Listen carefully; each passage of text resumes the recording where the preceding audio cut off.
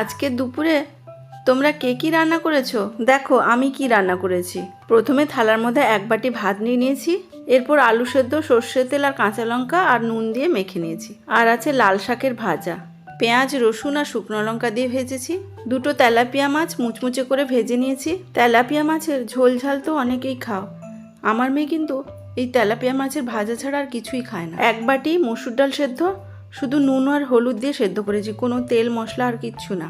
আর নিয়েছি ডিম দিয়ে সয়াবিন আলুর তরকারি। মেয়ের বাবা তো তেলাপিয়া মাছ খাবে না, তাই ওর জন্য সয়াবিন আলু আর ডিমের তরকারি। ওর জন্য বানালেও আমরাও খাচ্ছি। শেষ পাতে খাওয়ার জন্য বানিয়েছি চালতা ঢেঁড়সের টক। এটা সর্ষে বাটা দিয়ে করেছি, আর ফোড়নে দিয়েছি কালো সর্ষে আর শুকনো লঙ্কা। দারুণ লাগে খেতে, জানো তো। একবার বানিয়ে খেয়ে দেখো কিন্তু। গোল গোল করে কাটা শসা, 2 টুকরো পেঁয়াজ আর একটা কাঁচা লঙ্কা নিয়ে সাজিয়ে নিয়েছি।